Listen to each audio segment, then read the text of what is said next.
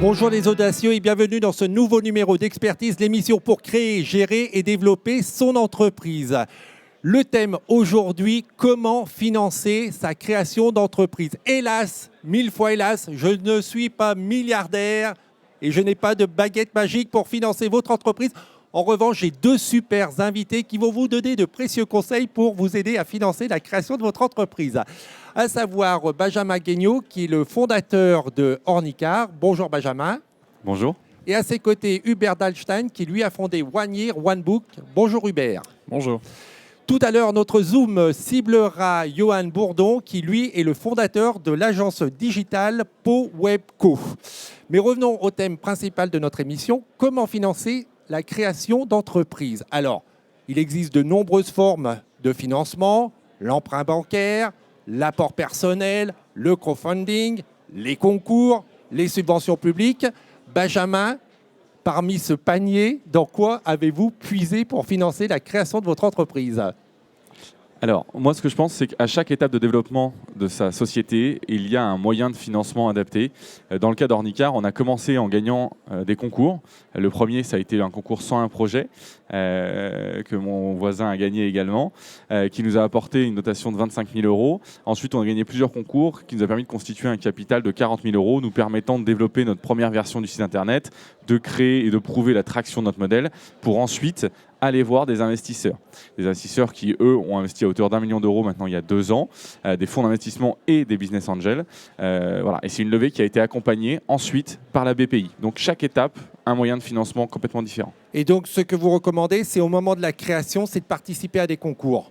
Oui, parce qu'en plus du cash que ça va vous apporter, ça va vous apporter de la notoriété. Un concours, c'est des experts qui vont mettre à mal votre modèle. Donc tous les conseils et tous les retours que vous allez pouvoir prendre vont être à appliquer dans votre modèle et vont vous permettre de façonner le business model de votre entreprise, ce qui est très précieux.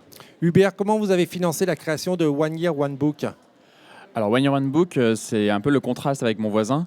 Est toujours en autofinancement, donc on est toujours indépendants. Par contre, on se rejoint sur le fait d'avoir participé à des concours, notamment 101 projets. Ensuite, on a été aussi financé par BPI pour le PIA. Et derrière, voilà, on a vraiment voulu être indépendants et c'était grâce à notre business model où nos clients nous payaient en amont de nos coûts variables d'impression qu'on s'est lancé il y a 6 ans. Et vous êtes parti avec quel capital de départ ? Parce que de l'autofinancement, il faut quand même avoir les moyens. Est-ce que c'était un gros capital au départ ? Alors oui, c'est une bonne question. La plupart du temps, on a besoin quand même de cash pour se lancer. Nous, on a mis simplement 4 500 euros à 3. Donc ça reste quand même assez faible. On a vraiment misé sur notre business model où nos clients nous payaient en amont. Et c'est ça qui nous a lancé. Et c'est ça qui nous a donné envie justement de nous lancer à la sortie de nos études. Et puisque vous êtes tous les deux lauréats de concours, c'est quoi le truc pour gagner les concours ? Est-ce que c'est uniquement le projet ou derrière c'est la motivation des dirigeants, c'est le business plan ? C'est quoi à votre avis ? Dans le cas d'Ornicar, je suis persuadé que ça vient malheureusement pas forcément que du pitcher. Ça vient. Faut pas sous-estimer. Non, faut pas sous-estimer, mais je pense que ça vient du fait que le modèle d'Ornicar, qui est de l'autocall en ligne, ça parle à tout le monde. Et également à des membres du jury qui se disent qu'ils connaissent quelqu'un, peut-être leur petit cousin, leur neveu, enfin tout ce que vous voulez, quelqu'un qui passe son permis pour qui c'est la galère.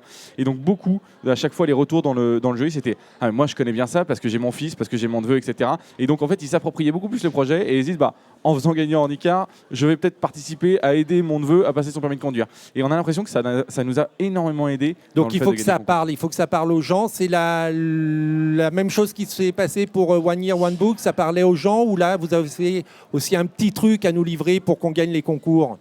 Je dirais que c'est vrai qu'il faut absolument que ça réponde à une demande. Ça c'est important. Faut que ce soit innovant. Et ensuite, un peu comme on va essayer de se vendre auprès d'investisseurs, il faut aussi que l'équipe, je pense, et les fondateurs notamment, soient sexy. Il faut absolument, parce que ce soit les investisseurs ou pour des concours, ils misent aussi sur une équipe. Et comment on est sexy ? On se laisse pousser la barbe et puis on va chez le coiffeur ? Non, c'est quoi le truc ? Non, je pense qu'il faut être, pour être persuasif, je pense qu'il faut d'abord y croire pour que les autres y croient. Donc il faut vraiment montrer que toute l'équipe est investie, d'une part. Et ensuite, il faut aussi montrer qu'on a envie de rester dans l'entreprise parce que certains, forcément, n'ont pas vocation à rester longtemps. Donc il faut aussi leur montrer qu'on est investi à 100%. Donc on a beaucoup parlé des concours, mais il y a d'autres moyens de financement. Ornicar a démarré donc en collectant 40 000 € en gagnant différents concours. Je pense que ça n'a pas suffi. Comment vous avez ensuite financé le développement de l'entreprise ?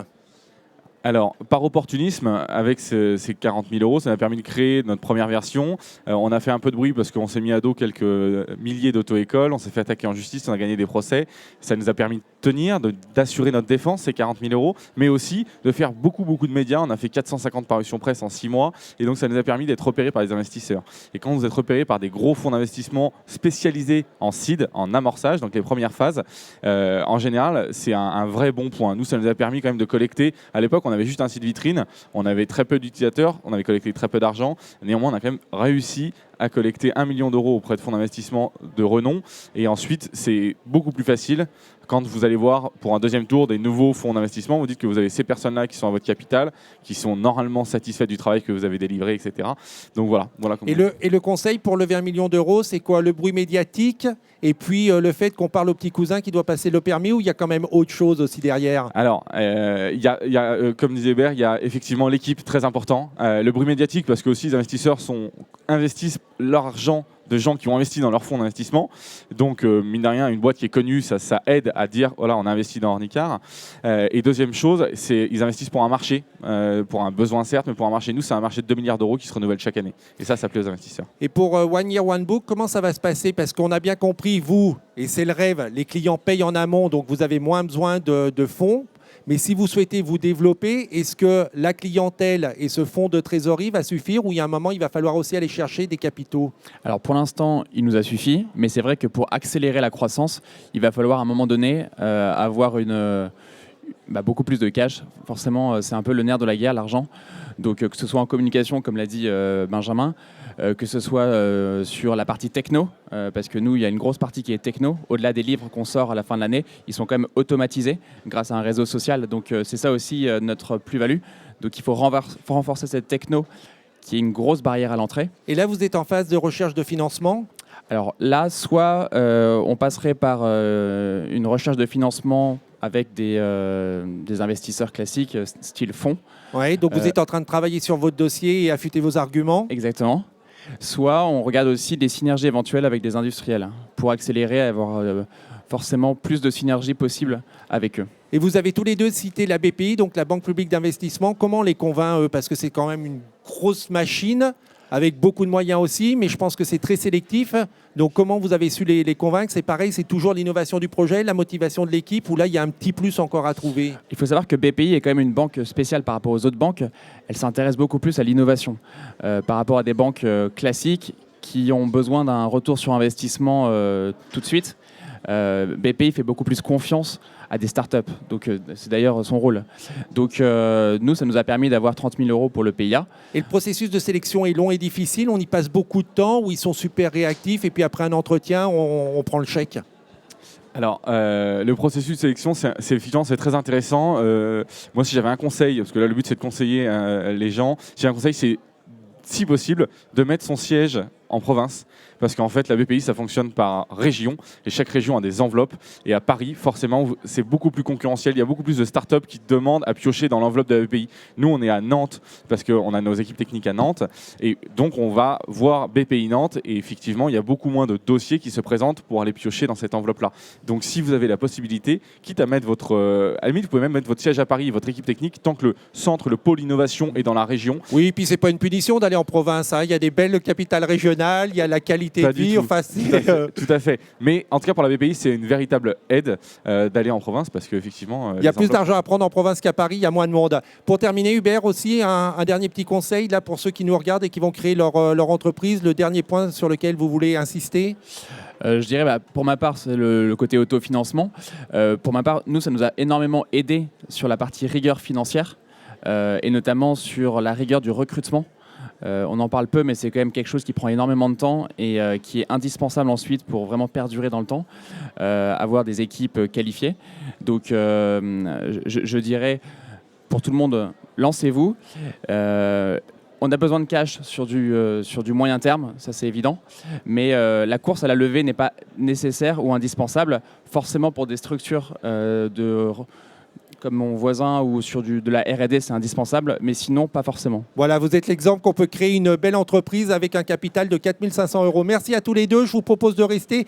Nous rejoint donc pour la rubrique Zoom, Johan Bourdon, qui est le gérant de l'agence digitale PoWebCo.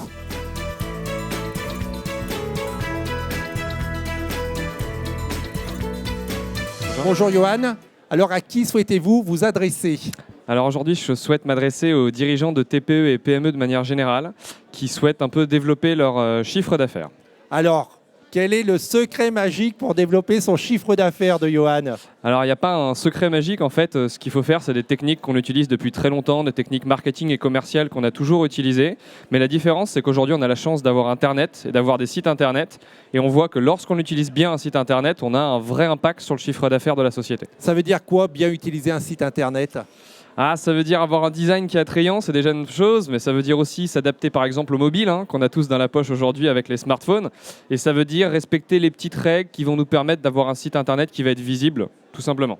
Et alors comment, à partir du site internet, j'arrive à développer mon chiffre d'affaires ? J'ai un joli site internet, mais pourquoi derrière, je vais avoir plus de clients et donc plus de recettes ? Alors en fait, ça va se jouer en deux temps. On va à la fois utiliser des techniques de référencement pour faire venir plus de personnes sur le site internet. Et après, on va utiliser des techniques commerciales pour convaincre les gens de laisser leurs coordonnées sur le site internet et laisser à la société le loisir de les relancer et de faire un travail commercial. Donc 2 points très importants, c'est le référencement. Qui s'en occupe ? C'est l'agence qui a créé le site internet ? Eh ben, ça dépend beaucoup des ressources de la société. En fait, lorsqu'on forme, nous on forme beaucoup les entreprises, on s'aperçoit qu'il y a beaucoup de choses qui peuvent être faites en interne. Et sinon, c'est l'agence qui peut en effet s'occuper de cette partie-là. Et comment je peux contrôler que mon agence a fait un bon référencement de mon entreprise ? Eh bien, en regardant les chiffres, tout simplement, en fait, en regardant le nombre de coordonnées de prospects que je récupère et de manière générale le chiffre d'affaires et l'impact du site sur le chiffre d'affaires. J'ai eu des visites sur mon site internet. Les internautes ont rempli le petit formulaire que je leur demandais. J'en fais quoi après de ce formulaire ? Alors ce formulaire, je le transmets tout de suite à l'équipe commerciale ou alors si je suis le patron moi-même de ma petite entreprise, eh ben, je me mets une liste de tâches et je vais derrière prendre mon téléphone et rappeler les gens en fait. Le nerf de la guerre, ça reste le commercial. Merci beaucoup pour ces précieux conseils. Merci à tous les trois pour nous avoir aidés à créer notre entreprise. Je vous propose de revoir cette émission sur Salon SME TV, qui est la chaîne YouTube du Salon SME, ou sur le site demain.fr, qui est le site internet de la chaîne Demain TV. On se retrouve très prochainement pour une nouvelle émission Expertise, l'émission pour créer, gérer ou développer son entreprise. Salut les audacieux.